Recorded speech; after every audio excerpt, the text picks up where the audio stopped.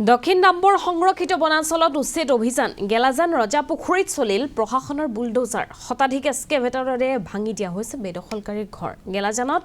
ভাঙি দিয়া হৈছে চৰকাৰী ভূমিত নিৰ্মাণ কৰা মছজিদ ভাঙি পেলোৱা হৈছে প্ৰকাণ্ড অট্টালিকা উচ্ছেদস্থলীত গঢ়ি তোলা হৈছে কটকটীয়া নিৰাপত্তা বেষ্টনী বন বিভাগৰ জাননীৰ পাছতে ইতিমধ্যে সেই স্থান পৰিত্যাগ কৰিছে একাংশ লোকে ইতিমধ্যে সেই স্থানৰ পৰা গুচি গৈছে অন্য স্থানলৈ আজি পুৱাৰে পৰা উচ্ছেদ অভিযান চলাই থকা হৈছে এটা বৃহৎ দল গৈ তাত উপস্থিত হৈ উচ্ছেদ অভিযান চলাইছে ভাঙি দিয়া হৈছে প্ৰকাণ্ড অট্টালিকা ভাঙি দিয়া হৈছে মছজিদ দক্ষিণ নাম্বৰ বনাঞ্চলৰ দৃশ্য আমি দেখুৱাইছো বেদখলীকৃত ভূমিত প্ৰশাসনৰ বুলডোজাৰ চলিছে আজি পুৱাৰে পৰা শতাধিক এস্কেভেটৰেৰে ভাঙি দিয়া হৈছে বেদখলকাৰীৰ ঘৰ আৰু তাত উপস্থিত আছে আমাৰ সাংবাদিক ত্ৰিদীপ বৰা এই মুহূৰ্তত আমাক পৰিৱেশ দেখুৱাব কেনেধৰণে উচ্ছেদ অভিযান চলি আছে সেয়া দেখুৱাব আমাৰ সাংবাদিকগৰাকী আগবঢ়াইছোঁ আমাৰ সাংবাদিকগৰাকীয়ে যুগুত কৰা এক প্ৰতিবেদন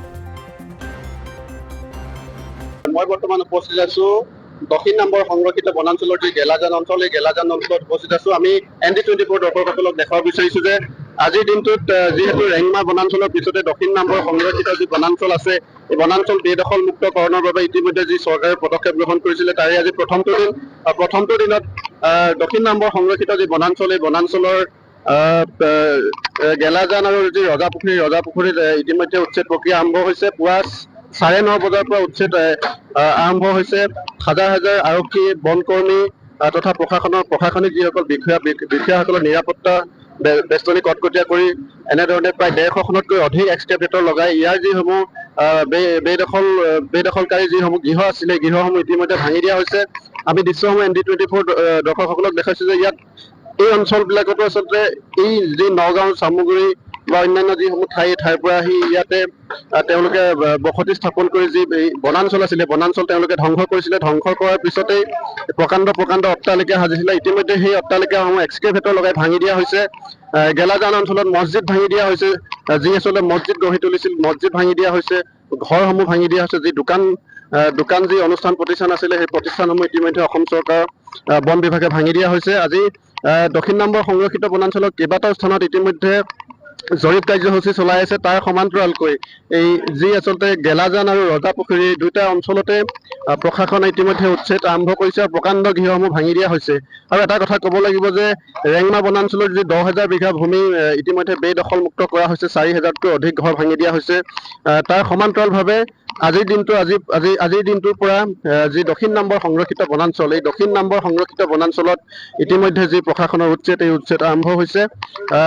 ইয়াতো এক প্ৰকাৰ দেখা পোৱা গৈছে যে ৰেংমা বনাঞ্চলত যেনেধৰণে অবৈধ বেদখলকাৰীয়ে আহি যি আচলতে তামোলৰ বাগিচা তেওঁলোকে স্থাপন কৰিছিলে তামোল বাৰী পাতিছিলে সেই তামোল বাৰীৰ দৰেই যি দক্ষিণ নম্বৰ সংৰক্ষিত বনাঞ্চলটো দেখা পোৱা গৈছে যে ইয়াতো এক প্ৰকাৰে তেওঁলোকে এক প্ৰকাৰে সাম্ৰাজ্য গঢ়ি তুলিছিল তামোলৰ বাৰী পাতিছিল আৰু এনেধৰণে প্ৰকাণ্ড ঘৰসমূহ নিৰ্মাণ কৰিছিল আৰু এই যি আচলতে গৃহ নিৰ্মাণ বা এই যিহেতু বনভূমি বেদখল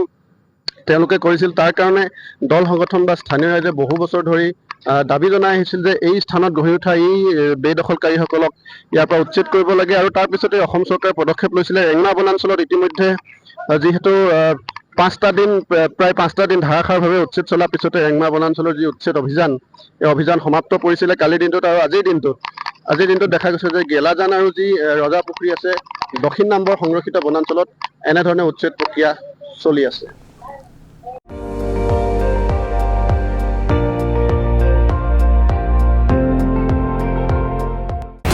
আপুনি চাই আছে ND24 সৰ্বশ্ৰেষ্ঠ নহয় সৰ্বোত্তমৰ দৌৰ